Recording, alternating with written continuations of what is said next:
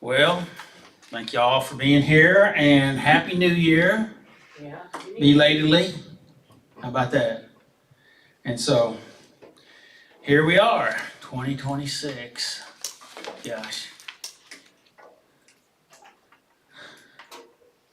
That's kind of hard to think about, or at least it is for me, because I remembered, I just couldn't believe that I'd ever get to where it turned over from the 1900s to 2000s. You remember thinking about that? Anybody beside me ever? I think, man, that'd be really weird. And then, of course, I didn't think I'd live past 30. Back then, that's what they was touting, that you would, about, about you didn't have a life after 30 or something, things like that. So anyway, I wasn't for sure about 30. But anyway, here we are. And speaking about not having a life, I was thinking today that I usually say, usually in the first week or so of the new year, that we need to remember that we lose people every year. I was trying to think if we actually lost anybody died out of our present meeting that I'm aware of. I don't remember anybody, but for all the years before, the 20-some years before, usually someone had passed away in the previous year out of the meeting, either that was actively involved. In fact, one time we had one guy that came to the meeting on Saturday night and died late that Saturday night or early Sunday morning. Wow. And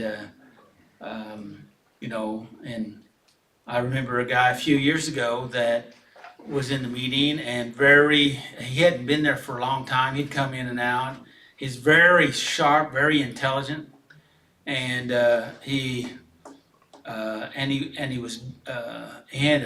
a biblical understanding too, and I've tried to encourage him to engage, and he did this particular night. And before the next week, I think it's in the middle of the week, he had an episode and was shot and killed by the police. And so I just but we all lose people. A year ago, maybe it's been 2 years now that Steve Metzger died, and some of you remember Steve. A lot of you do, but anyway, I think of Steve a lot, and we all have people we think of, and of course I think about Steve Bakos, which was our missionary to Nicaragua, which I got to go down there several times and worked with him, or he worked with me, one or the other. I'm not sure. I'm probably the one that needed to work, right? So anyway, it's a new year. We don't know what is in front of us, but God is faithful to lead and guide us. And I was thinking this afternoon, praying and meditating, and I was thinking about that, and Psalm 23 came to me. Yea, though I walk through the valley of the shadow of death, I will fear no evil. And sometimes we walk through this life, and it's almost like stumbling through life. But somehow He's able to take our stumblings and bring some regulation and some organization to it, and cause them to work out for our good, if we don't sabotage ourselves. That would be really good to say. Yeah, that's right, or amen, or But You gotta So- say it one more time. yeah, if we don't sabotage ourselves. So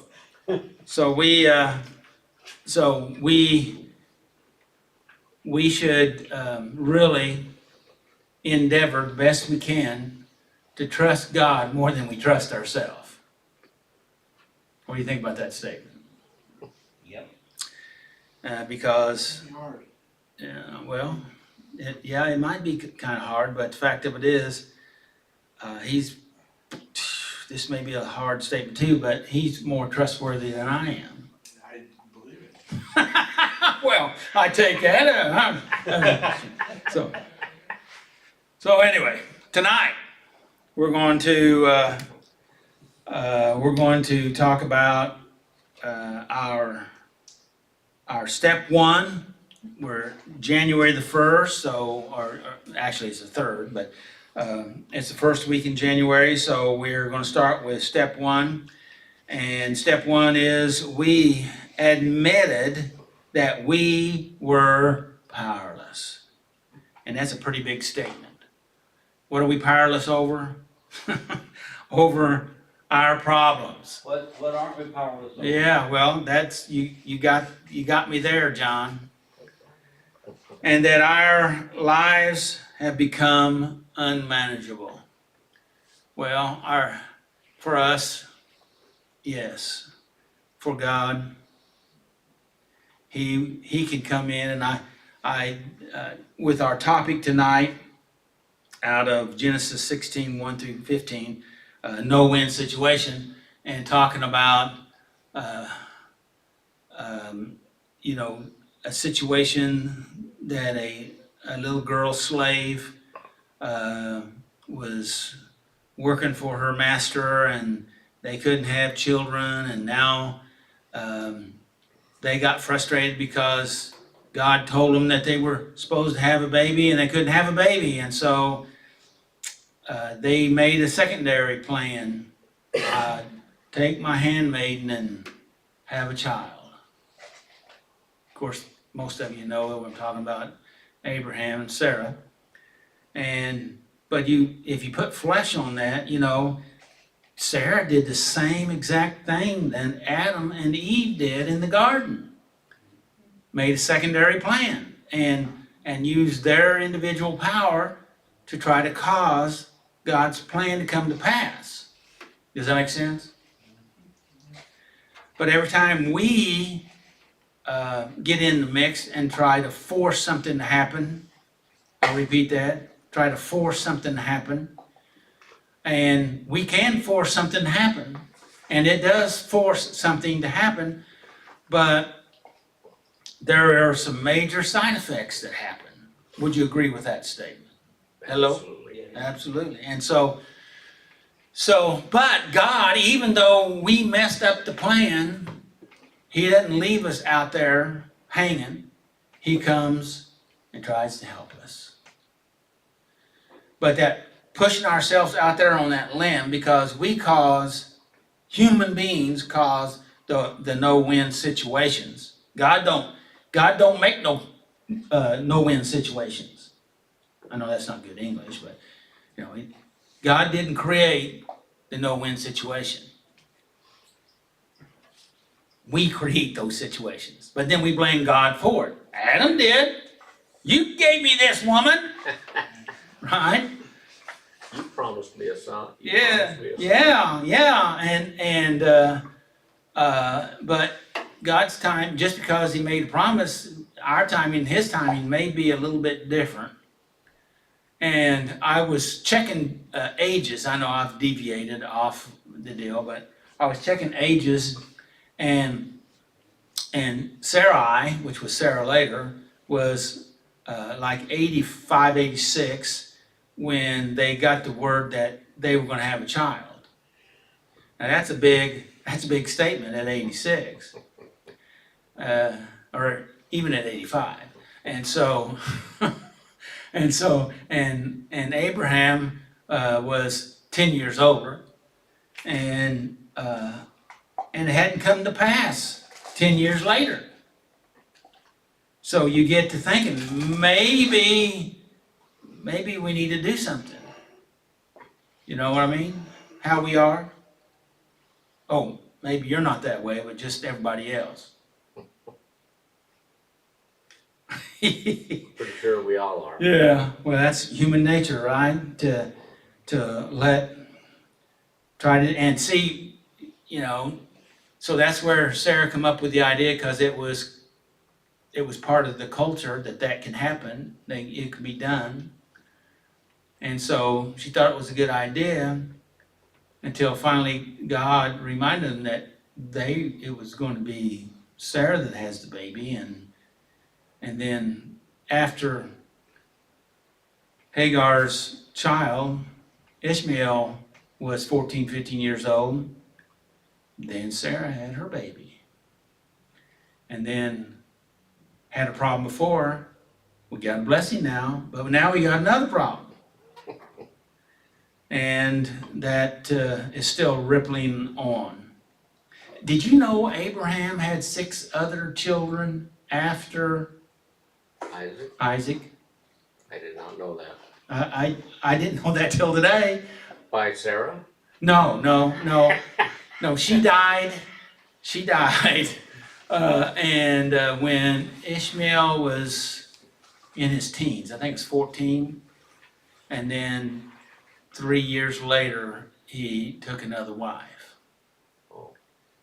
And there was some other things I learned, but I won't go into all of those. But I thought that was, I mean, you know, I've been in this a while, but I never heard or read it. But anyway, it's interesting. So, and if you don't believe me, check me out. How about that? Don't take my word for it. So anyway, and our life become unmanageable. Back to step 1. The band's not playing, so I got a couple extra minutes. I got 2 minutes left in my regular time, and so now I'm starting my regular routine. So what's the question for today? Well, what does no-win situation mean? What does that mean? No-win situation. What's the meaning of that? And we have one hand up, and it is Mr. Tommy. A no-win situation is circumstance where every available option leads to loss, harm, or guilt, and there is no choice that produces a healthy or just outcome. Good. In other words, Well, see the next line? In other words, no matter what you do, something important is lost. did you have any thoughts on that? This is very messy, like life. I mean, I remember back when I couldn't even find a way out of this messy, what they're talking about here. Right, and that's a no-win It was situation. like a cyclone. Yes. Kept Yes. And we've all had some of those. going. I've had some of those. Okay? And we're going to talk about how to try to find our way through some of those. And who's responsible for this cyclone that you're talking about? I am. John, you're responsible for my cyclones? We are all responsible for our own cyclone. Tommy, who's responsible for your cyclones? Yes. Yeah. And that's the first step of recovery. Right? Isn't it? Yes. Admitting it. Yeah. I'm in a no-win situation, and I created this baby. And I remember the first pastor I worked for, he says, "Hey, it's your baby, and if it cries in the middle of the night, you rock it." And he didn't give any explanation, but I kind of figured out what he meant. So anyway, Then you had kids. I did. It took me 15 years to have kids, but we were married 15 years before we had our first child. And so, When that happened, you knew what he meant, right? well, he was not talking about. I know, But yes, yeah, you don't know what you don't know until you finally experience that, and then you have a new knowing. Yeah. That's what you call enlightenment, an awakening. So, anyway, hey Tom, you want to read that next statement underneath there? A simple definition of no-win situation, which is very similar to what we already said. A situation created by fear, control, or broken systems in which a person is trapped between bad options, none of which lead to true well-being. And that's what we just said a while ago. Yeah. There's nothing there. So So what we have to do is we have to recognize we're in it, and then tell me, what do we do next, Tommy? You have, go ahead. Well, I wasn't gonna answer that, but. Oh, go ahead. Answer that other question. I just like the way it says, none of these choices lead to true well-being. Yes, yes, Because I'm sure we've all been there. You think you're trying to examine every step you could take, and you wish you didn't have to make a choice right, because they're all bad. right. But So what do we do? Oh, wise one. we pray, we talk to God. Yes, yes, yes, Say, God, I need your help. yes, yes, Please. yes, I know I've ignored you for a long time. yes, yes, But I'm ready to listen now. yes, yes, yes. And isn't it strange that we created those systems to put us in that spot, to get us to come to that place of openness, surrender? Yeah. And we did that to ourselves. Boy, we're pretty sharp, aren't we? Well, we're imperfect. Well, I mean, unconsciously, we got us to the spot we needed to be, maybe with the help of the Yeah. Holy Spirit a little bit. Yeah. And so, and it's a tough spot. And, you know, I remember one of my early ones, I was working for a company, and I went in as a helper maintenance man, and they said I probably wouldn't be there very long. That's what the people there was talking about, and because I was the helper to the helper. And then the helper that I was helping quit, and then the helper the guy that was in charge that I was helping quit, and so I just got automatically bumped up to head of the maintenance department, and then I was in charge of the truck maintenance and the plant maintenance, and then they wanted me to be in charge of the production of the plant, and so had a lot going on. But so there was a truck that the highway patrol had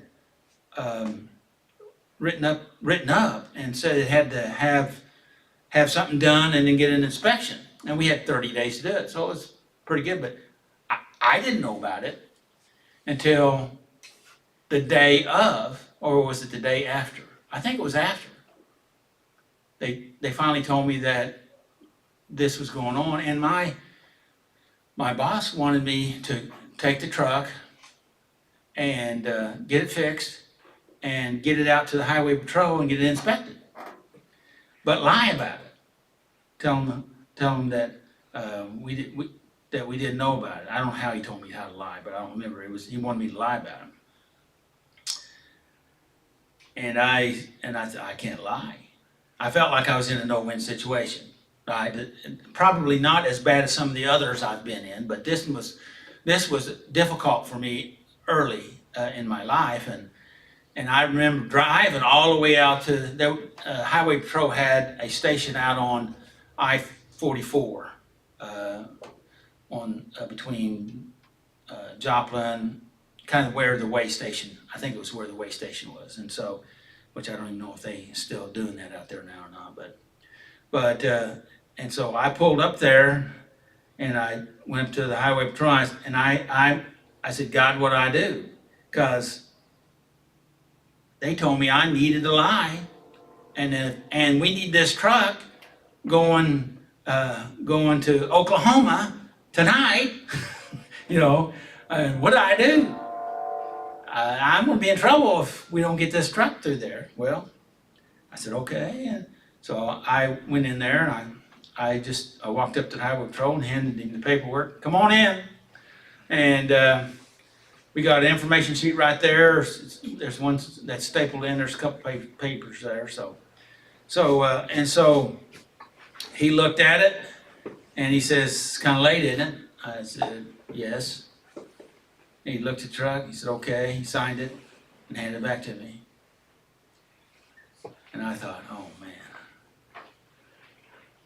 you know, thank you, Jesus. And I don't know, that was, you know, those spots like that made, for me, that that did something for me, even though it was a difficult, hard spot. And so, now I didn't create it, but I think I could have made it worse. Okay, so anyway, I just thought I'd throw that in there. So I know. So anybody, comments from anybody else? You got a no-win situation that you'd love to talk about? Been in a few, Expound on that? I've been in a few no-win situations in my life, but I didn't have the proper training to understand how to get out of it, you know, and I had to learn and grow. Well, what'd you learn? You don't have to stay there.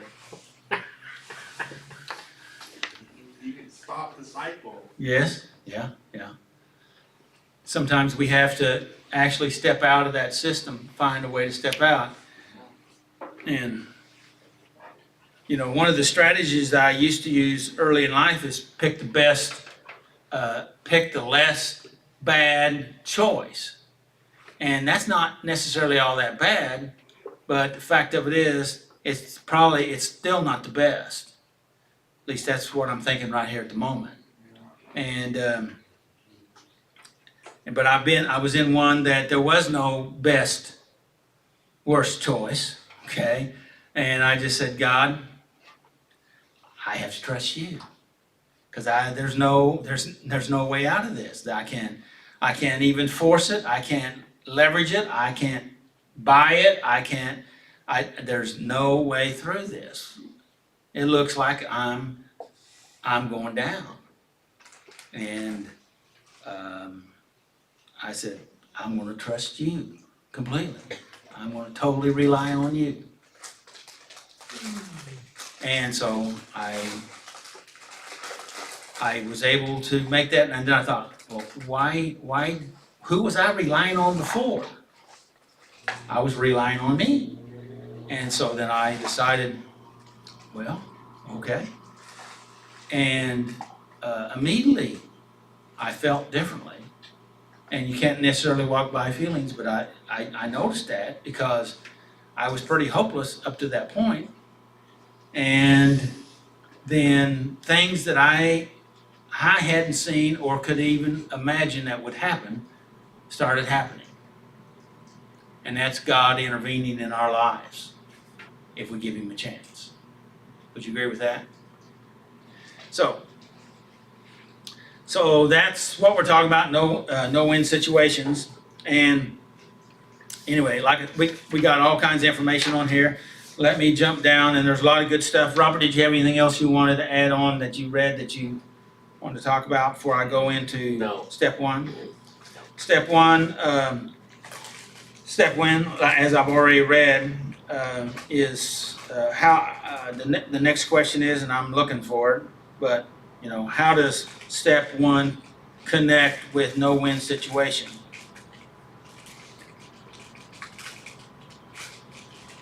Anybody want to comment on that?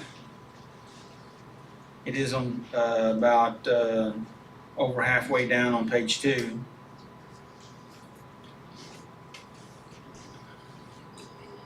Well, no-win situation reveals our powerlessness, to start off with. Would you agree with that statement? Yeah. And then when we're in a no-win situation, a no-win situation is living in a system where every choice leads to loss.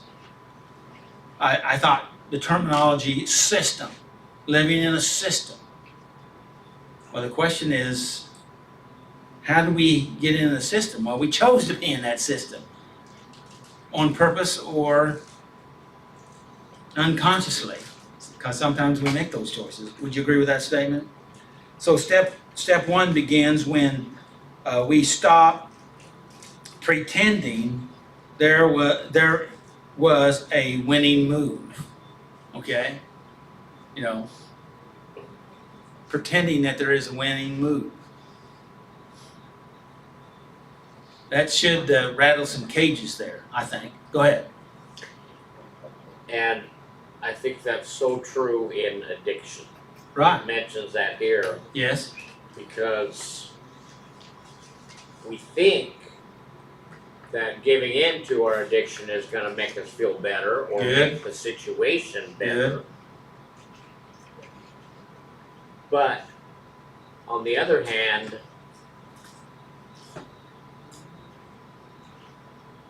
participating in the addictive behavior has brought us to the point where we're at right now.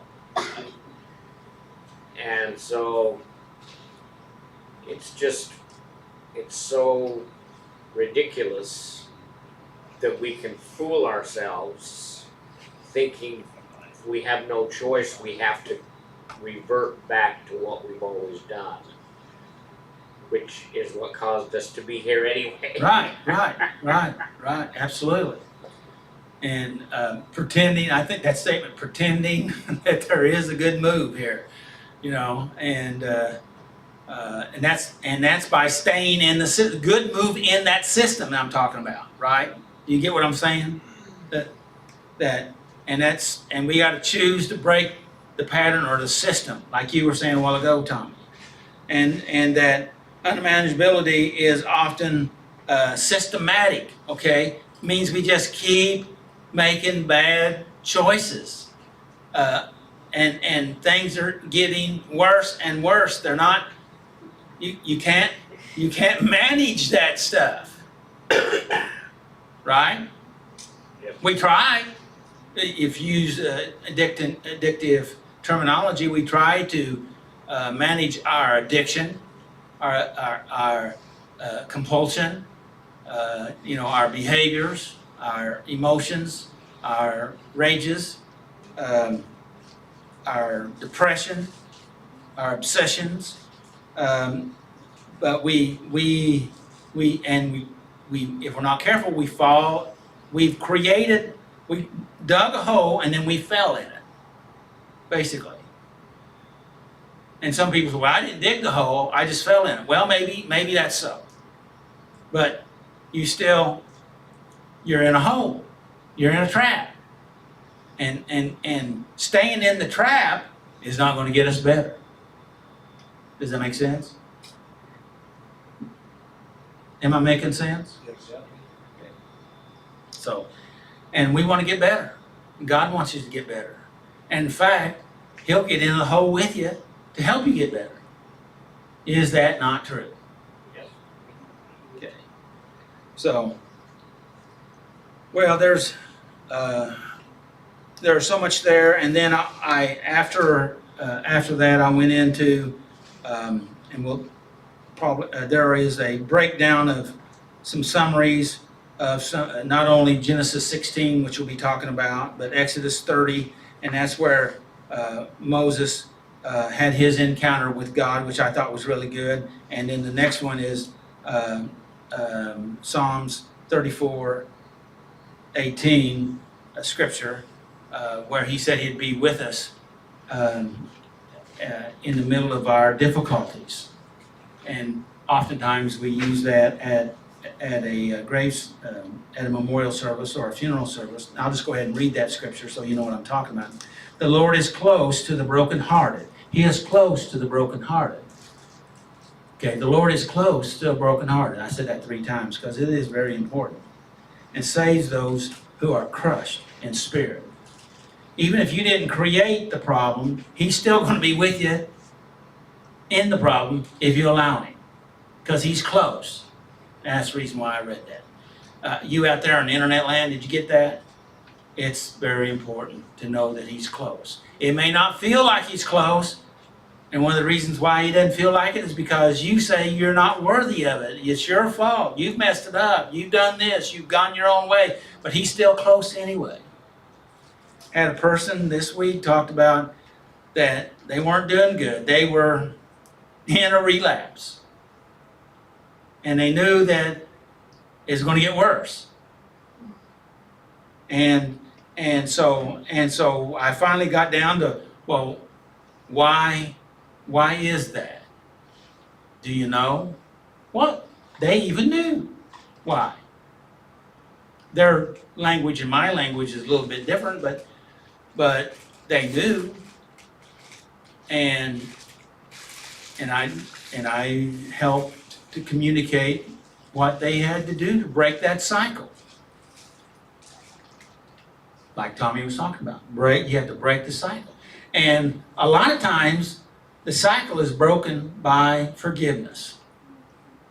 You got to forgive, and they wouldn't forgive themselves. So when you don't forgive yourself, what are you doing? You're punishing yourself. And punishment causes suffering, physical and emotional suffering, torture, self-torture. To do what? To punish you for what you won't forgive yourself for. Well, is that what God wants you to do?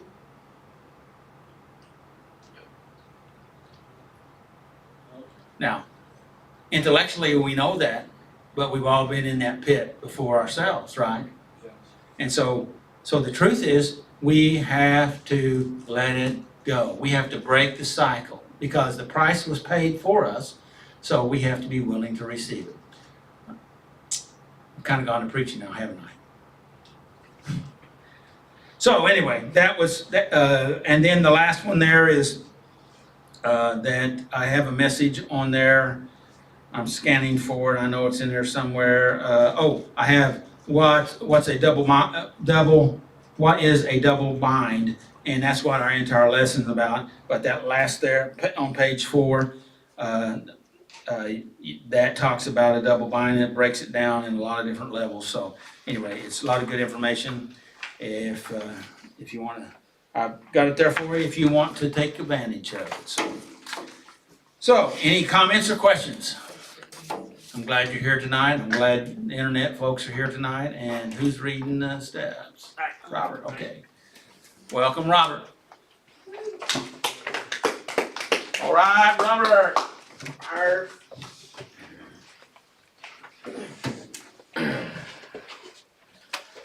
12 steps.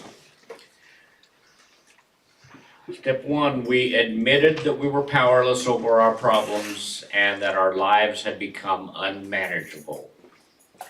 Step 2, we came to believe that a power greater than ourselves could restore us to sanity. Step 3, we made a decision to turn our wills and our lives over to the care of God.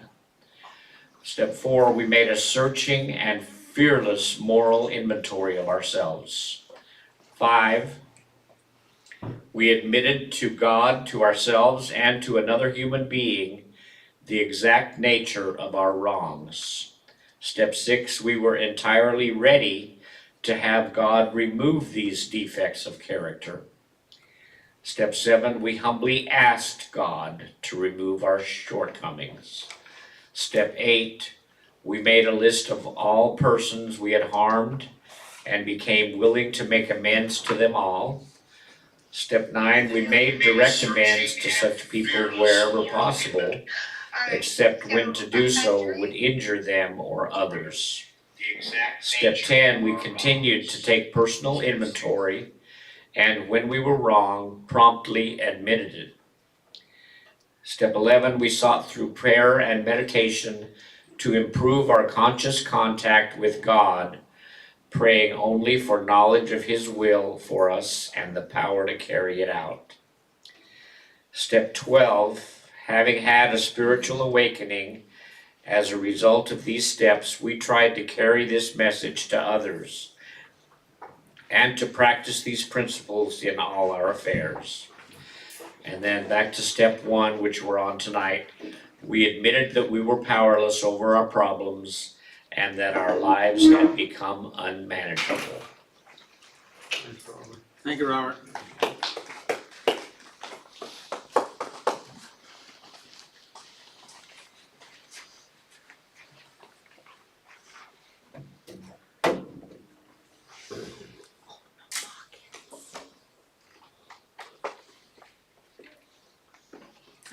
Aye. I just realized I didn't have pockets. Don't have pockets. Well, I thought I didn't have pockets, but I do.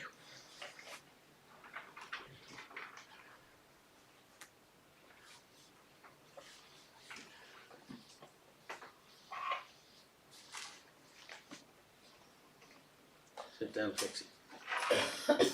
All right, so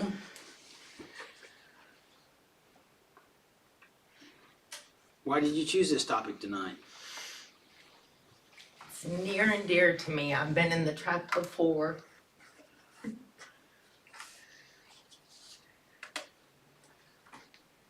Many times. Okay. You don't want to expound on that any? I'm gonna get to it. Okay. All right. It should be pretty self-explanatory. Been in it many, many times. Keep going back to it. So, and you chose it because,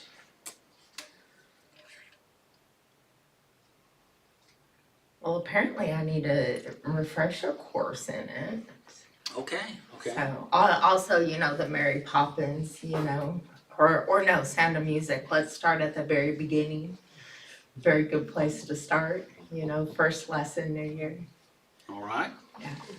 Okay. Pick Well, let's whichever answer you think you want to go with. let's see what shakes out in the process. All right. You ready? I'm ready. Okay. Ready or not? Let's do Ready it. or not, we'll see how it goes. I've Okay. never done this before. This Hold on to This- your seats, this ladies is and Lori's gentlemen. debut. My debut. Step one, we admitted that we were powerless over our problems, that our lives had become unmanageable. Sometimes we are powerless because of our situations in life. I agree What? with this statement. Good. So what does our situation, what does that mean? Our situation, Our station, excuse me. our station. stations Our stations. in life. Well, where we are. What does that mean? what we're dealing with, what we currently do every day, and what we deal with every day, no matter just our daily life, and the muck that we have to shovel in our life, in our daily life. Okay. So, do you have any other thoughts on that statement? Sometimes we are powerless because of our stations in life. Without God, we're powerless. Just we are. And I've learned that. Why do you think that's the case? Got any thoughts? I'm getting to it. Okay. We just are. Looking at situations, any situations, where you're powerless. And when we can see only what we can see. That's true. You know, at a Rubik's Cube, you look at it and you only see the face that you're looking at. You don't see what else is going on the other sides. But God sees all the sides. I like that illustration. Thank you. I just came up with it. Seriously, I did. You know, we can try to twist it and turn it, but we're still only seeing the one face of it. And God can see all the faces. And God can see all the turns that we need to make. Yeah, Robert, please. One thing that I think of when it says stations is sometimes we're in we have a position, like in work, where there's someone above us, there may be somebody below us, there may be somebody beside us in the same level of power. Mhm. So we're not free just to do whatever the heck we want to at work. Mhm. We have to answer to someone above us. Yes. So, or a child may be in a station in life where their parents have control over them. Mm-hmm. So I think, in my mind, we can make that, we can try to justify the wrong choices we make because we say, well,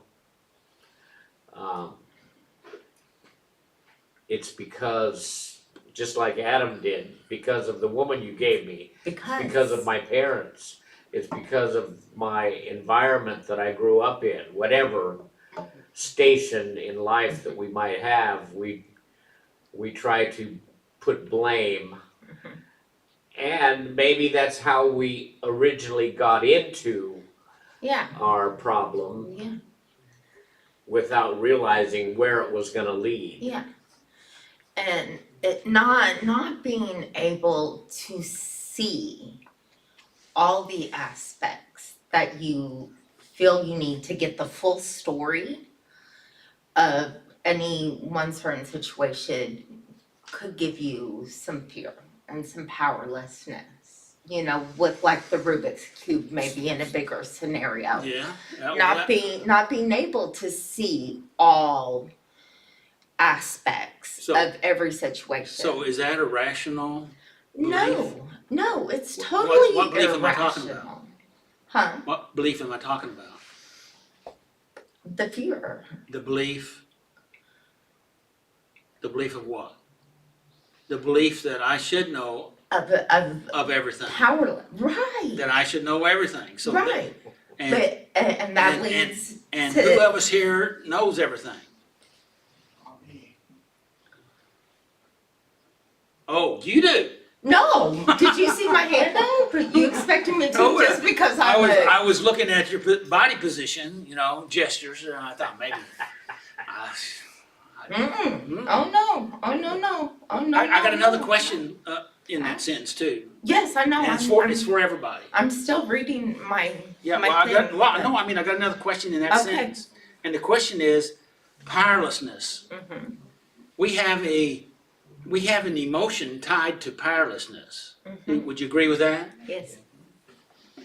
And what's the emotion? Fear.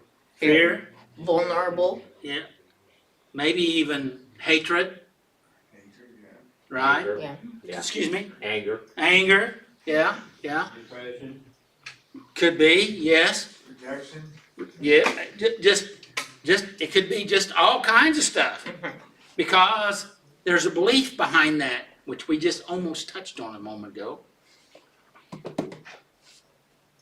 What's the belief? Fear. No, well, it's a fear, but Well, if we almost it's a touched- belief, it's the belief that we should not be powerless. Yes. We should be all powerful.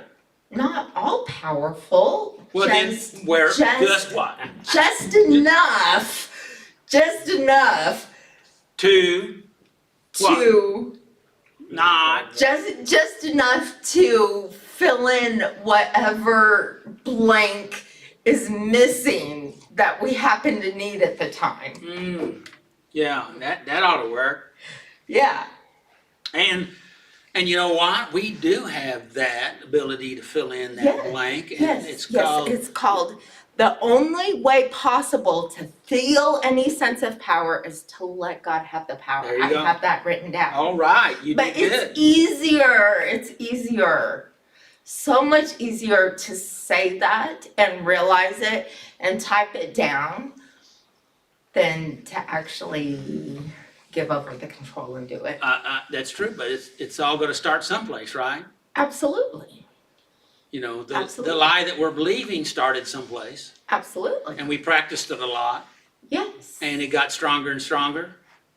Yes, it Would did. you agree with that? Absolutely. But somehow that was easy.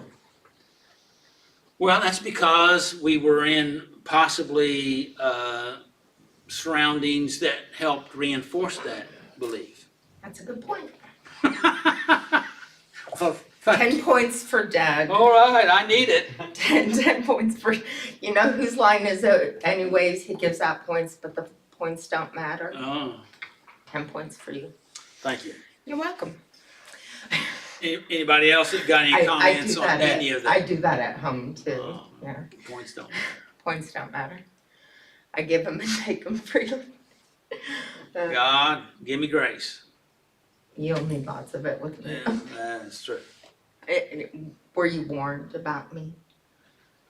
I refuse to answer on the grounds that might intend to incriminate me. Incriminate you or incriminate? It has a trickle-down effect. Okay. Let's go to the next sentence. We may Is that a be, no-win situation for me? yes. Either way, it go bad.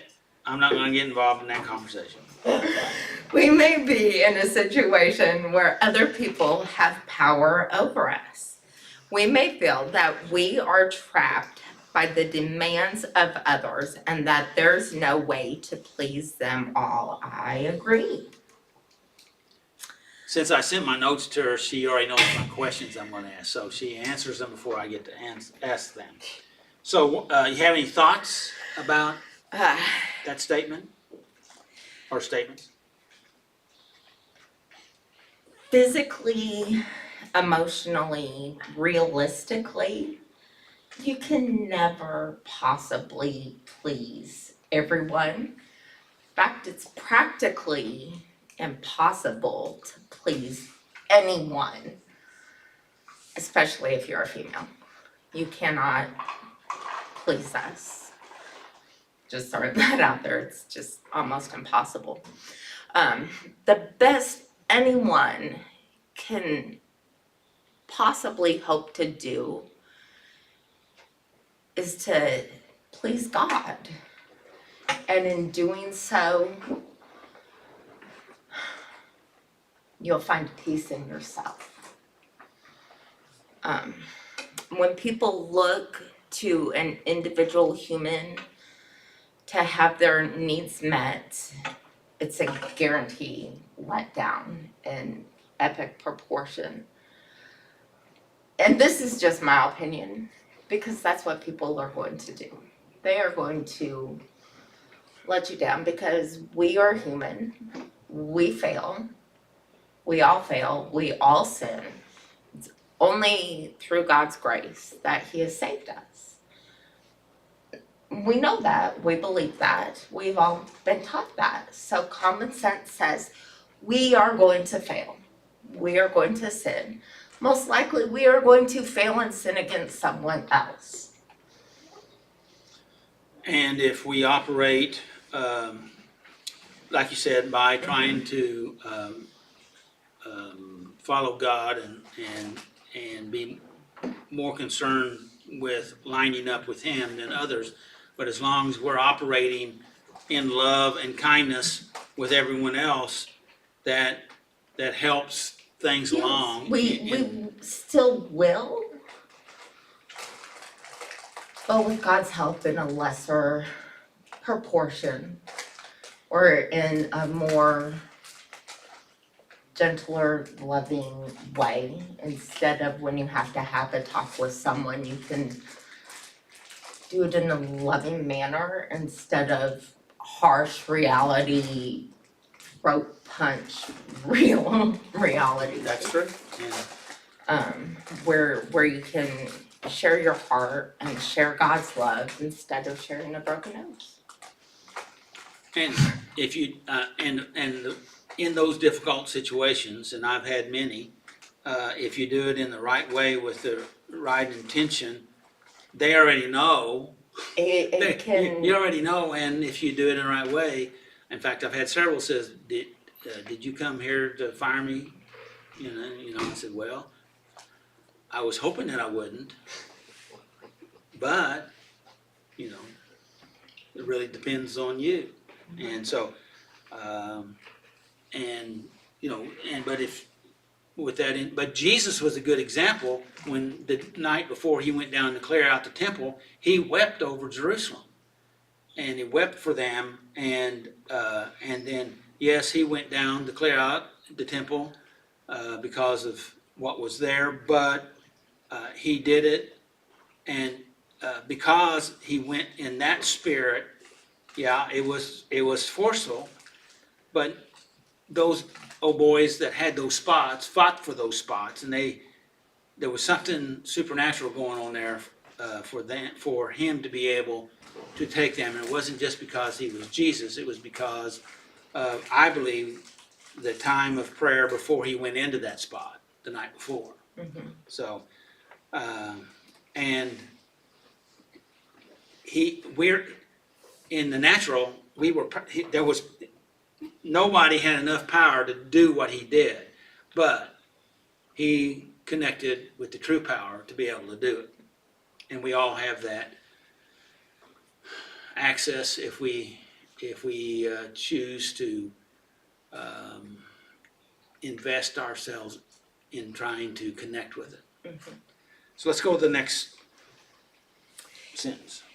It's a double bind. To please one is to disappoint another. What do you think this means?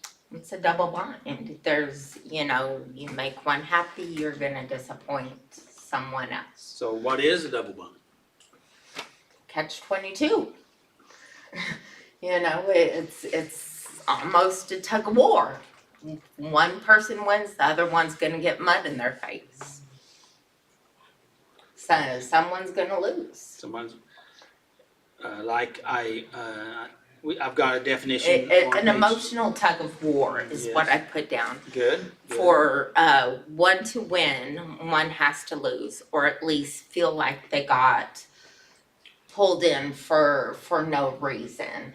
The story in the Bible, I don't remember the two fighting over the baby, and the mother giving up her rights to the baby just to save its life. That's kind of a double bind, What was the mom gonna do? Give her son up or let the baby die? Right, She gave it away to save its life. right. But then because she made the most difficult choice, and of course the rest of the story is she was awarded back with the child. Yes, But at the instant, she did not know that would be the outcome. that's where we're at, and up to the point till she made that decision, it was a double bind because there was no winners No. in that situation. And so what she did, and that's the way you really do emotional fights, is that you both pull on that rope. If you let go, the fight is over, and it looks like you lost, but did you really? Yeah, because if you're pulling, you know what happens if you instantly let loose? Both of them's gonna fall. Well, at least the other team Yeah. always did. So, anyway, so a double bind, and some of the definitions that I have on page number 2 about that is that no-win situation is living in a system where every choice leads to a loss, right? And I think I read this a while ago, and that the beginning, step 1 begins with, we stop pretending there is was a good move. And I think it was a really great statement to have win in a double bind, because there's no winning. Your illustration there of when they brought the baby to Solomon, that she was willing to go ahead and suffer the loss to protect the baby, but that was a winning move. But that's hard to see in the middle of the situation, You which, thought she felt like she was winning? no, she did not. And so, she won she was winning to keep the baby alive, but she would have a personal loss, Mhm. but then she didn't. And I like our story, and we're getting ready to go into it, of Hagar. You know, she was in a no-win situation, and I'll save those comments until we get into it. Okay. Sometimes when we feel stuck and frustrated with our relationships, we look for a measure of control by escaping through our addictive behaviors.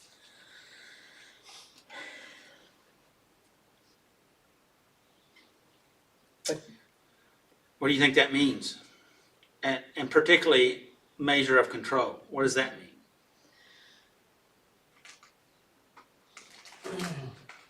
Well, when you're in a double line, you feel like you're out of control.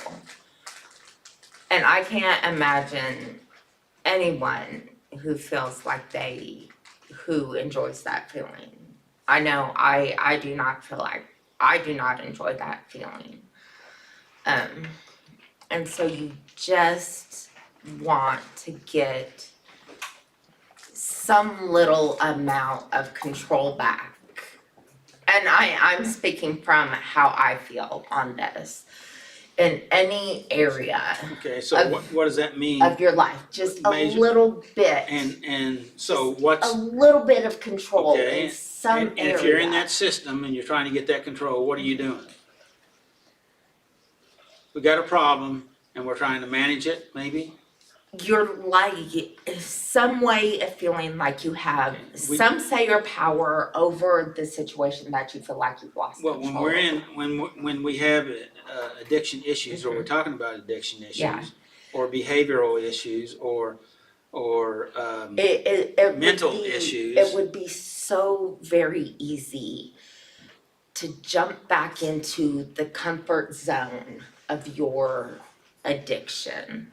their term was escape hatch. Yes, You- the escape hatch. You to hide the out, comfort hide out, zone into yes. your addiction. and that is what they're referring, in my understanding, that is what they mean by a measure of control to the escape. Just a little bit, just something to We'll just grab take onto. the edge off a little bit, right? Yes, just something, a measure, Ease my just a pain, little yeah. bit, just something to give you I'm just gonna. some sort of grasp, that there's some sort of little bit of control. And so you just slip into your addiction, There you just a little bit, just to give you just a little bit of a measure, like a little bit of measuring spoon of that control into your addiction, to get a little bit of control back. So does anybody have any flashbacks? John, you had your hand up a while ago? Is that called compromising? Is that called compromising? What do you think? Yeah, it seems to me like you're compromising? compromising, you're compromising your situation to either appease someone else or to appease yourself. And and when we do that, what does that do to us? It totally messes us up. Because we're trying to take care, we're trying to either appease them or appease ourselves, and we're not connected this way, we're connected this way. And that's a way of saying, another way of saying it is we're not dealing with the reality of Yeah, we're not even the problem. reality of what's happening, yeah. We're hiding from it instead of dealing with it. Yeah. Right? Is that too much? Anybody disagree with that statement? No.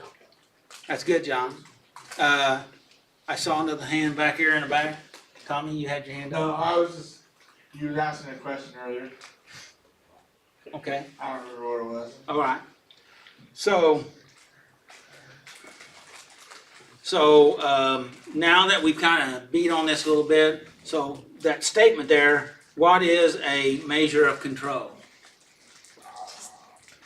A little bit of the old Oh, habit.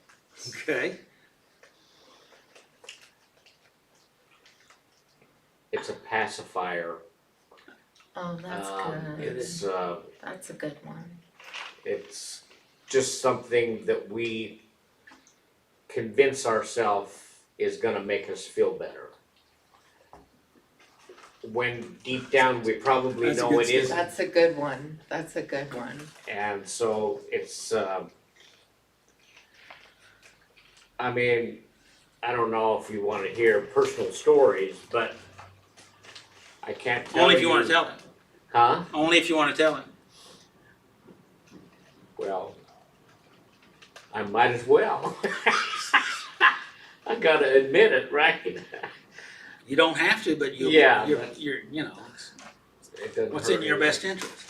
It's in my addiction of gambling. I can't tell you the number of times I would convince myself that I would just take $100 to the casino. When that was done, I was done. Well, I don't think it ever stopped there. Anyway, I would just, and I knew it wouldn't stop because I was always take more money than that and just leave it in the car. And then I would have to go out to the car to get it, which gave me a chance to walk away. But I mean, it's just, I look back and I think, I don't know. I was fooling myself. I was lying to myself. I was compromising what I knew was good, knew what was best for me. And until I admitted that I couldn't do it, I was powerless, I would just keep on doing the same thing. I had to admit it. I had to pray to God. I said, God, I can't do it. I can't control it. That's when I finally was able to stop. Now, even after that, I had a few relapses, but not nearly as many, and I was determined that I was gonna let God help me. That's great. May I ask a couple of questions? Yes. Are you sure? Are you positive? I was sitting here listening to you and I was thinking, because even though you were kind of hard on yourself when you were talking about going with $100, but you had more in the car,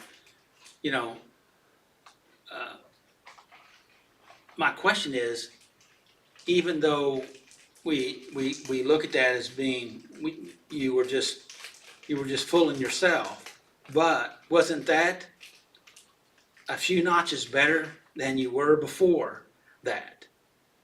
Yes. So that was, Because before I would take $2,000 with me, with more in the car. and so, but my point I was wanting, you were, and we all have done that. We've all gone to, it's not from 1,000% zero, No. and always zero. It's a process. It's a process. Everybody hates that word, but it's a process. And you worked on yourself. What you were telling me, and I know I've talked about it. I helped a guy turn in a meth lab to the sheriff, and he wanted me to be there, and I helped facilitate getting the sheriff to come and do all that he was supposed to do to do that. And he had certain procedures he had to do, and I remember the sheriff after after they were all done, he made this statement, which I thought it was, I'll be honest with you, I thought this was kind of strange. But he said, "Is this everything?" And the guy says, "Yes." But it was months later I found out that yes wasn't really the yes. It was most of it, but it wasn't all of it. The most expensive chemicals just kept him for some reason. And the reason was, so when he relapsed, you know, blah, blah, blah, blah. He was planning to relapse. Yeah, and so, but, I mean, the idea was, I'm done, I'm done, I'm done. But he had an extra $100 in the car. You know, and I'm not picking on you, but that's the way we all are, right? You know, and you know, alcoholics are the same way. They hide, and addicts too, hide stuff all over the house. You know, right? And then they forget where they've hid it Until they find it. until they find it. I was talking to a guy one time that he was moving, and he found some of his meth in a closet that he was cleaning out, and it was you know, it was Relapse City right there. And so for him, and because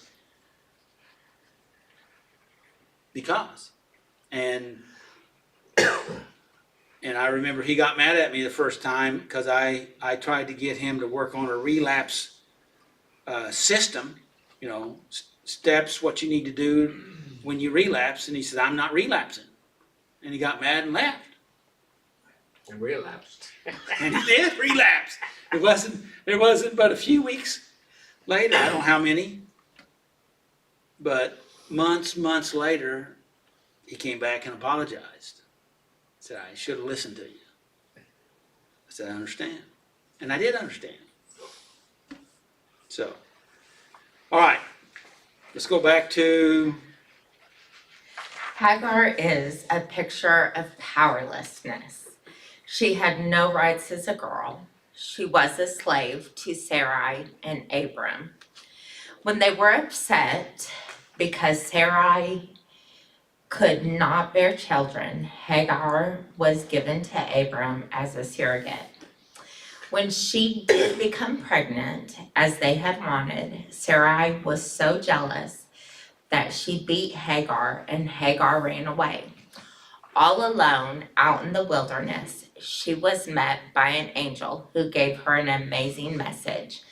Genesis 16, 9 through 11 says, hang on a second. yes. A scripture that we're not going over here, but it's in our reading. The angel said to her before he gave her this message, said, where you come from and where are you going? And I thought that's a pretty good little question. You know, When you're powerless. Mm. Where are you coming from? Where are you going? I don't know. I don't know, I just, that question was, I felt like it was a powerful. Where did you come from and where are you going? And of course, it's challenging, you know. Go ahead. Genesis 16, 9 through 11. Return to your mistress and submit to her authority. Then he added, I will give you more descendants than you can count. And the angel also said, you are now pregnant and will give birth to a son. You are to name him Ishmael, which means God hears. For the Lord has heard your cry of distress. Any thoughts on that scripture? Anybody? Go ahead, Robert. She had a station in life. She didn't, I don't think she chose that station, but she was there and she had to live with it. She had a master, she was a slave. We all have stations, right? Whether we realize it or not. Right. And to some degree, And so we many don't times. we don't choose them, right? Yeah, I mean, we go ahead and yield to it, but we're all in that same spot. Yes, John? We also all have things that are masters over us. Yeah, and we think the real powerful people have all the ease, but they got more bosses than anybody. Yeah. We just don't realize it Mhm. because they got more pulling on them. Yeah. And I heard an interview just the other day. No, it was on the way in tonight. It was a guy that was, I'd never heard of him before, but evidently had some fame in Bible teaching, and he says, have you ever thought you wish that you could go back and not be recognized by so many people? You know, go back into being able to just not be recognized. And he says, I've thought about it, and at times I wish that I could, you know. But so the point of that story is we all have the same struggle wherever we're at. Yeah. Go, and Robert, I know I interrupted you, I think. That was the main thing I was gonna say, and so she did the only thing she could think. She made a choice, but she probably knew that choice she made was one that was gonna turn out bad. So it was gonna be bad if she stayed, it was gonna be bad if she ran away. But she chose one of them. Running out into the wilderness that you've never been in before, okay, without any provision. Yeah. In not just the wilderness, but into the desert wilderness, okay? Right? How's that gonna work out for you? And you're pregnant. Yeah. Anyway, I'm sure we all can relate. We've had situations like that. Yes. But And God came to her and told God came to her, and that's exactly where I was going, but I don't want to cut you off. her. So God came to her. Right. God came to her, and she called him, gave him a name, the Elroy, and that it's that God sees. God sees me. And for a slave girl, we're going to use her as a picture here, a slave girl that was the lowest of low, right? Even though she wasn't as lowest of low because she worked for Sarah, okay? So there were probably other slaves that was lower than her, right? Just, you know? But she felt like she was the lowest of low. She was being beaten. And the reason why she was being beaten, well, because she wasn't being beaten before she got pregnant. She wasn't being beaten before Sarah, her boss, put her in the arms of her husband. Okay, but now I did what they wanted me to do, and now they're beating me. Well, one of the reasons why there's two reasons why they were getting beaten, if you're interested. One is she was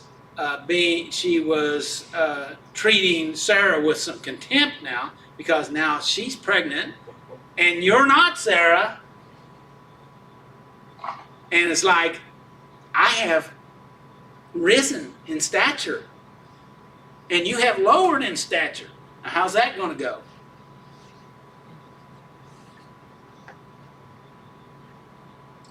And of course, Sarah was jealous because she was able to be pregnant. And in all cultures, and even in today, females, if they want a baby and they can't have a baby, then they feel that there's something extremely wrong with them. Mhm.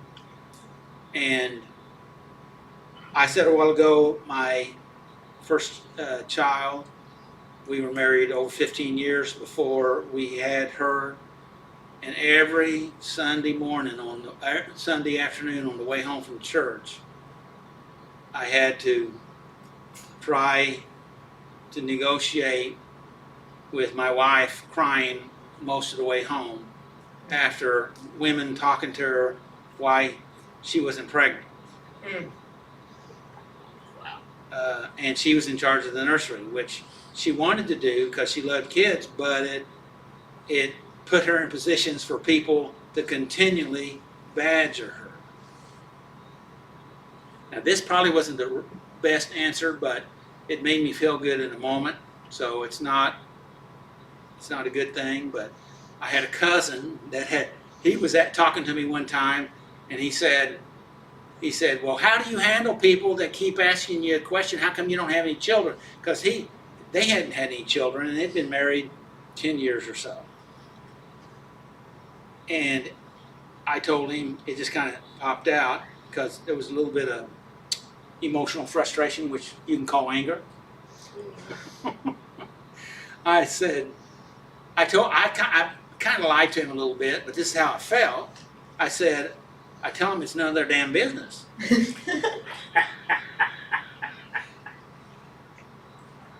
And he just laughed. Yeah, you know. And I did tell people similar things along that line when they caught me in a less emotionally controlled situation. So anyway, I don't even know why I told that story. I liked it though. It's the truth, but we, of course, we have a child, and she's now almost 40, and so Is she really? She didn't look that. Sorry. that's right. And so, I think not she. Well, she's not 40, and she'll hurt me for saying 40. Good. Ben was 40, and she's 30. Don't say Something. don't say the 30 something. Good job, Doug. Good job. Don't say the number. So anyway, and we also have a baby in heaven that was pregnant. We lost a baby in pregnancy. So anyway, we got one waiting on us there. So all right.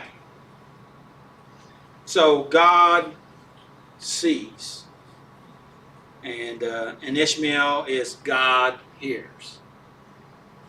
And the more I learn about the descendants of Abraham and the people and the connection, there's so much in that we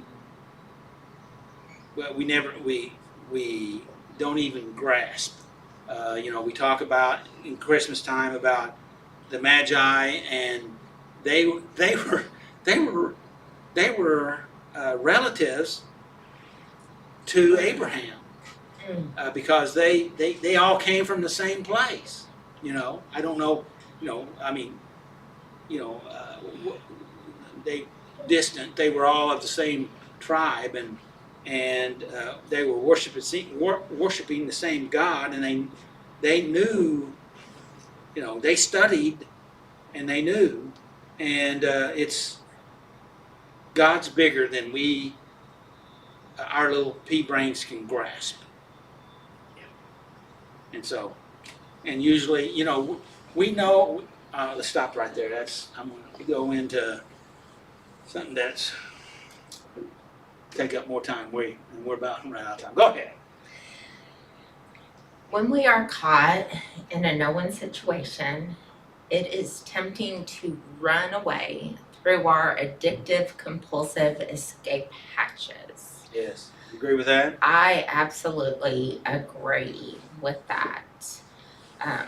It is easier to turn to the familiar and run and isolate or numb or use or whatever our addictive need is than to turn to God and figure out the problem and face it and solve it. Healing is hard, and hard things aren't fun. Hard things are hard. I wanna talk about that statement, Yes. that you said, and Willie, could you take the temperature down a notch? You said healing is hard, and I don't Healing is disagree with hard. that, because all healing is painful. Yes. But the only thing worse than than healing is not healing. staying sick. Staying in Yes. the Staying in the sick. misery, Yes. and so I mean, an addiction is, you said it, an illness, you know. Being sick is bad. Whether it's emotional, mental, physical, it's bad, it's hard. Healing is hard. Getting yourself healthy is hard. I've referred to myself as the healthy Lori now compared to the unhealthy Lori. Getting healthy is hard. but it's and- better than the alternative. Yes, and hard things are hard. Hard is not fun, but the results of the hard work is fun to see. Good. Let's go forward. At times like these, God is there and He is listening to our woes. We need to learn to express our pain to God. Yes, absolutely. Instead of just trying to escape it. I absolutely agree with all of those statements. They are What- right. What the statement here about expressing our pain to God, Yes. Well, what does that mean? Gotta tell God about it. Just, Why would we need to tell God about it? Doesn't He know it already? step one, we admitted that we are powerless over our problems and that our lives had become unmanageable. I think recently when I was up here not too long ago, I said something about, I verbally said, I need Jesus, even though I was referring to my music playlist. You gotta have that communication with God. And, Yeah, and that communication with God is not only communicating with God, but you're communicating to yourself. Yes. And you gotta hear it. You know, you can't have a relationship with someone that you don't spend time with. And you got to communicate. If you don't communicate, if I sat in a room with you all day and we never said anything, that's really not gonna do anything but maybe cause some weirdness because we just sat in a room all day and didn't say nothing. It would do nothing for anybody. Well, You there's gotta- different levels of communication. Yeah, but if we sat in a room and just ignored each other, If we ignored each other, it's just, the fact of it is we'd be missing out. yes. And So you and- gotta have the communication. and expressing it means you're confessing something. Yes. So you're getting real, you're trying to be honest, you're opening up, you're trying to be sincere in that the best you can. And you know, if you actually say something and you hear it, you might actually say, oh my gosh, that's really wonky and off. And did I really think that Yes. or say that? Is that really what I was thinking? Mm-hmm. Good. And you didn't realize it until Yes. you vocalized it. I've had that happen to me many times. And once you And the person I was talking to was myself. yeah, and once you vocalize it, then you've heard it and you realize it and you can fix it.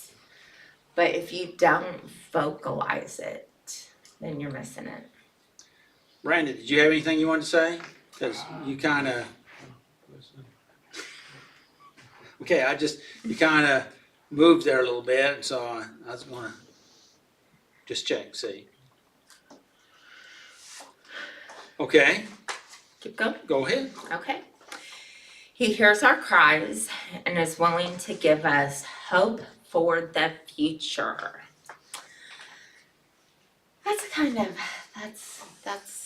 That's good. God has and will always provide an escape. Our responsibility is to realize that there's an escape and to find it and to take it. Because God's not going to put the flashing exit sign, but there's always going to be an exit, an He escape. says he will cause a way of escape. Yes, And- but we have to realize it's there, Right, we have to be open to it. and we have to find it. And if we're in our own head, oftentimes we can't see what God has No. shown us. Anybody else ever have that problem? Hello? Yes, Hello? yeah. Okay. And we have to take it. Like I've said before, with the tablet in my jacket, it does no good unless you put it to use. It's true. Gotta use it. And when it comes, I guess what it really comes down to, all of us, all we really have is our futures. You know, the past is over and gone. It's true. All we have is our future. And to know that God already has it planned out and He's promised us a good, glorious future and hope for a good future. That's amazing. And if that's all we take away tonight, I'm happy with that, is that God still has a good future planned for us. And he had one for Hagar. He had one for Ishmael. He had one for Isaac. He had for Abraham. He had for Sarah. Yes. Even when Sarah tried to work the plan out herself, God still worked the plan out for her. Yes. I had a nephew many years ago. He just graduated and somebody had offered him a job and he was kind of working with them, but he was take a big commitment. And he said, if I don't take it, I'll miss it and I'll never come back. I said, who told you that? Who told you that? That's not true. You can take it if you want, but you don't have to take it for fear that you'll never have another opportunity. And he's had a lot of good, he's even worked for Microsoft, okay? And so he's done a lot of things. And, but, we're if a way to kind of help ourselves, if we are operating in fear, then you ought to check it. There's no fear greater than the hope for tomorrow. I try to operate on peace. Oh, yes. If I have Oh, yes. peace, if I feel that peace in my spirit about situations, then I don't have 100% guarantee because you're still operating in faith, but I've had enough experience to know that it'll be all right. Mm-hmm. Mm-hmm. I've said several times that I don't have peace over that situation yet. Or I've said I have peace over this situation now, so it's okay. It's good. So, what did you learn from this lesson? Oh, so much this time. gotta admit that I still need help, and I do, that I am still powerless, and I am. And as John said, we all are. We all are, and God still has a future for me. It's not over yet. Even though My you'd had that lie in your head for a Oh, there's while. been so many lies in my head. And so, you know, that's when we need to ask ourselves, is this from God or is this from the devil? And if we know it's from the devil, then we know it's a lie. And you know what? If you have to ask, it's probably a lie. You got a point there. You got a point there. Because if it's from God, you know, and you probably don't have to question it. So if you have to ask, most likely it's from the devil. So what's your takeaway? Can I just answer that? No, I said what? Oh, okay. I said what did you learn from this lesson? I still And maybe got. it's the same. I What's your still got. This one stepped on my toes a little bit, and I still have a lot of work to do. all right? All right. Thank you, Lori. I'll see you up here next year. Thank you. Boy, Lori, for your first time, you sure did take a long time, I tell you. I'm sorry. I won't let it happen again. That's a lie right there. She likes to talk. She likes to hear herself talk. I think this topic is so important. Hopefully, I don't listen to half of what she says. That is a fact. We had discussion about that this week.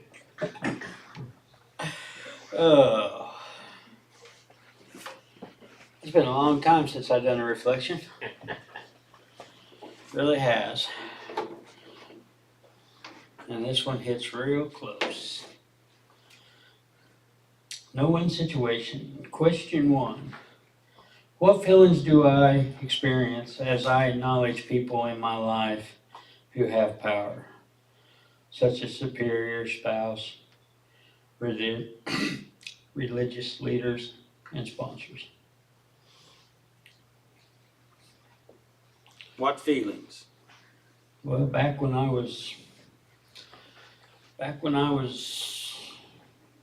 then, I didn't care, you know. I carried the feelings, you know, it's gonna be my way or no way. And I'm gonna force my feelings on everybody else that tries to make it their way. So That's you said you didn't have any feelings, you didn't care, but then you said that you forced your feelings on Well, everybody yeah. else. Hell, it's gonna be my way or no way. And, So you did care. well, I did. But, as far as looking at some superior over me, no.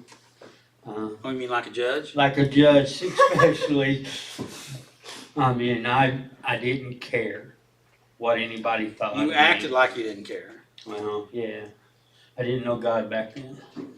Or I didn't acknowledge God back then. Let's go that way. I know God all my life because I was raised in a Christian family, but that don't mean I should jump the fence too many times. Robert. Remember the song, I fight authority, authority always wins. Well, they told me I couldn't take my hammer in with me, and he's the only one that had a hammer, so. So we kinda gotta get away from that attitude Yes, to, but I lived that attitude. I walked that So did I. attitude. And how come a person would live by those rules? Because those are rules. A lot right? of it's the environment we were around, the way we were raised up. You know, my dad loved to fight. skip. He did, and he was good at it. He run the bars around here, he fought everybody he could, you know? Then he'd sober up, he was a total different guy. But when he was drinking, he loved to fight. And it was day and night with him on drinking and on. He'll do anything for you when he's sober. He beat your butt when he was drunk, and that's just the way he was. And that's the way I was taught. That's the way I knew. Hey, you know, I never seen my dad drunk, but I heard the stories, and that's the way I was raised, and that's the way I thought that was it. You know, so that's as far as looking up as to people, I never gave it a thought, never cared. Then, when we get down to question number 2, when I found out that, it all changed. Now, I'm no better than anybody else, and show me respect, I'll show you respect. I'll give you respect I'll give anybody respect till they show me that they can't be respected. And that's the way a lot of people treated me back when I was in my addiction or in my anger. Hey, they didn't want me around because, you never knew what I was going to throw out there. Any questions? No. You're reflecting. Yeah, I mean, that was me to a T. So what did you try to escape from? What did I try to escape from? Reality. Okay. Nothing was real to me. I didn't care for it to be real. I had my own fantasy world. In my fantasy world, I was God in my fantasy world. And that's where I was happy. That's where I wanted to stay. People wanted to interfere with that. Hey, you play by my rules, you can be in. If not, you're out. We can do a sorority deal here. So, where you're in college. That word. Where they got a group of people, college, Fraternity. yeah, them words. And that was what I was trying to escape from, what I was feeling trapped by. Fantasy world. Once I was ready to enter the real world, dude, I found out that totem pole goes way down. And like I said, you got to start at the bottom. And so that's when hey, this ain't working. Let's get on the right path here. Let's get on that totem pole and start climbing. Let's go to question number 3. How do I feel escape? How do I escape my feelings such as anger, boredom, fatigue, and loneliness? I just get away. I get away from everybody till I cool down. And I look at it through a different, hey, no, this is gonna lead this way. We done been there. I'm not there now. I'm over here. And I have to get away for, it could be 2 seconds, it could be 2 hours. Then I walk back in and say, I'm sorry. It's different for every person, but for me, I just have to get away and pray that God helps me with my right choice on that one. So we're talking about developing emotional mastery, Yes, okay? And we start someplace. And it's a continual process like we were talking about earlier with Robert on all of our obsessive compulsive behaviors. I read to Robert's story of the $100 and the rest in the truck because I know I'm going out to it. I've been there. I have been that same scenario.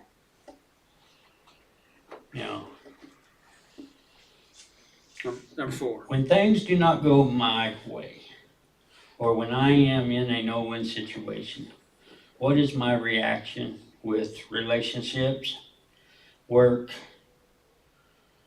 promotions, kids who question or rebel, traffic drivers in front of me, people talking on cell phones in public places, financial difficulties, people who hurt or disappoint me, or God who seems to be silent?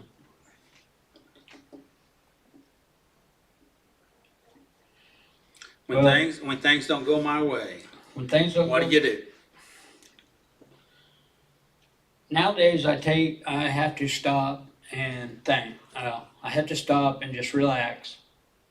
The breathing really helps. In through the nose, out through the mouth, about 3 or 4 times really helps. Just have to get away from it. In my work, there's some things that ain't going my way. I just have to stop on it and say, "Hey, let me catch a break. I'll come back to it." And that's what I try to do there. We'll skip over the traffic because there's no hope for that. I'm telling you. People on the cell phones.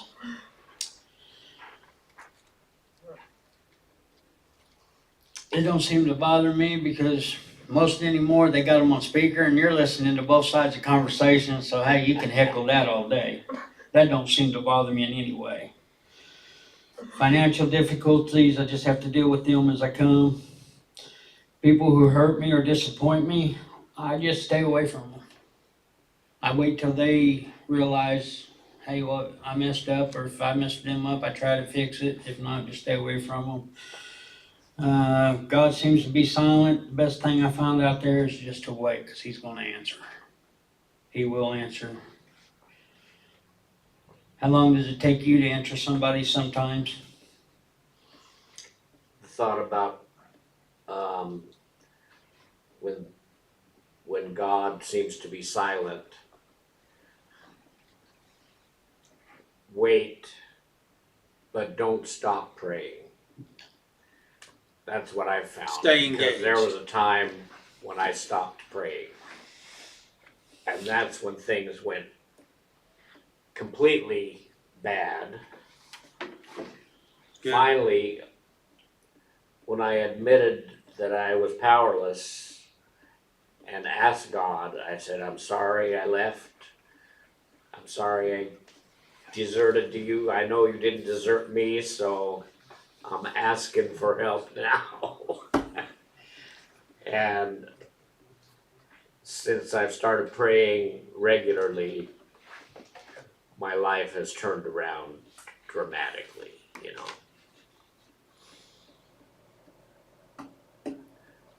That's good. God was waiting for me to come in. You know, Hagar ran out into the desert wilderness and he found her there. Of course, he was back in the tents, but she wasn't in a position to listen at that time, Right. in my opinion. And that's the reason why this question here is, when things don't go your way, how do you respond? Are you proactive or are you reactive? And what you laid out is I used to be reactive, now I try to be proactive. Yeah. Correct? Right. Good. Number 5. If I could, how could I change my response? Could ask for God's help years before. Yeah. Then I'd be more than what I am now. Yeah. I'd be more closer to Him now than what I am. Well, we can't really, that's a good statement, except we're not there, we're not in the past, we're in right now in the present. So let's go into the present here, or, Oh, right now? yeah, If I could, how could I change my response? I could stand and ask God, how can I get through this? good, What am I to learn out of this situation Yeah. right now? what I need to know. Yeah, Okay, yeah. where's that question at? On there. Good. Any comments any questions for Willie? Here's your big shot. Well, Deep subject, next question. Can I add a side No. comment? Totally. Next question. The people know. Excuse me? He's Doug 2.0, Really? I'm learning. like I said. I'm this slow, day. but I'm learning. Lord bless you. Yeah. So, what did you learn from this lesson, Willie? Well, I learned I can see from where I started and where I am right now. I mean, there's totally difference. Doing this one this year has taken, I look back on the first time I started, like 3-4 years ago. I look back on the way I'd answered these, and then I'm thinking, you know, it's not as bad as it looks this way. I know the situation. And I go in, and like you said, sometimes you gotta take you gotta pick the less of the two evils. But when you're trying to debate on which one of them which one's the best, you got one in the left hand, one in the right. If you look in the middle, there should be God to help you pick. And, you know, I just kinda, hey, one of these has gotta be done. I sat back and think, which one, God, should I choose? I mean, which one's gonna be the easier one for me to go through? Cause I'm gonna have to do one. You know? You know, Abraham here, when Sarai came to him and when she was mad at Rahab, not Rahab, Hagar. Hagar, yeah. And so she said, you know, you did this, talking to Abraham, you did this, what are you gonna do about it? And so he basically said, she's your servant, do what you want. And now that was probably not the ultimate best, but it was, I'm sure he didn't feel like that was almost like a no-win situation. And so he pushed it back over on her, and because he did, you know, if he'd have said anything else, it would have been, you know, it'd have been another problem. Okay, so and she was pregnant with his child, you know, so it was a challenging situation. I was just saying, sometimes these are challenging situations, but that's when we need God's help. And you know, God told Abraham in some of those situations that, you know, do what Sarah wants, it'll be all right. That didn't, and I took that to mean that, hey, this is a mess, and I'm trying to clean it up. So, you know, we have to kind of work our way through it. That's what I took from what God was saying there, from my reading of the information. So what's your takeaway, Willie?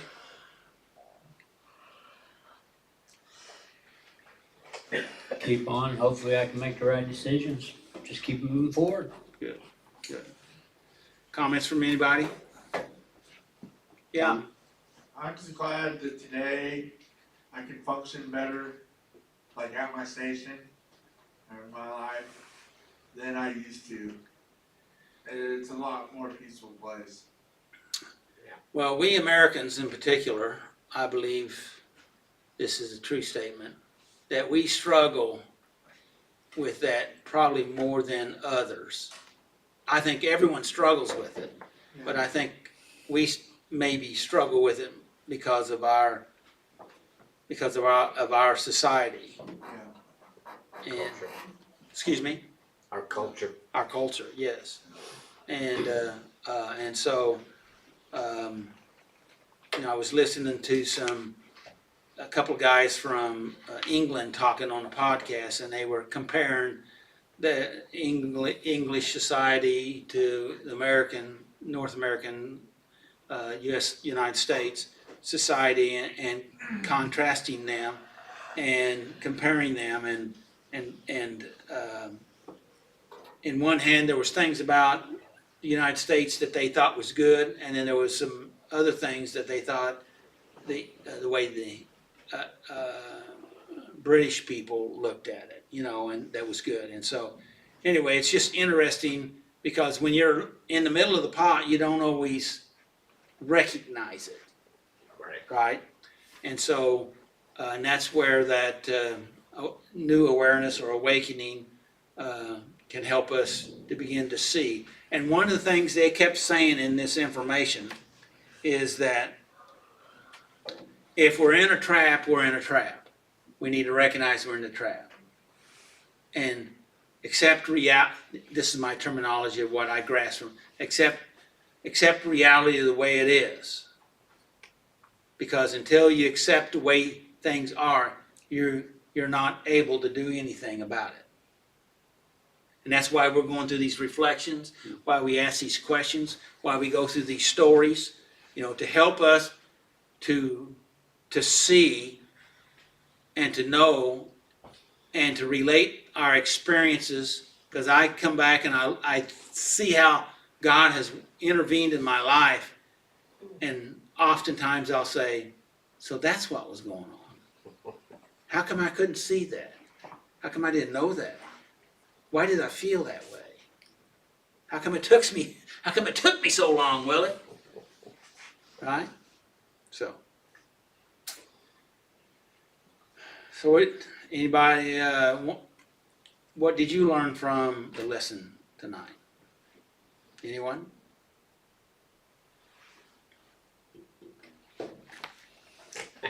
No one? Thank you, Willie. May the Lord bless you and keep you, and may His face shine upon you and give you peace.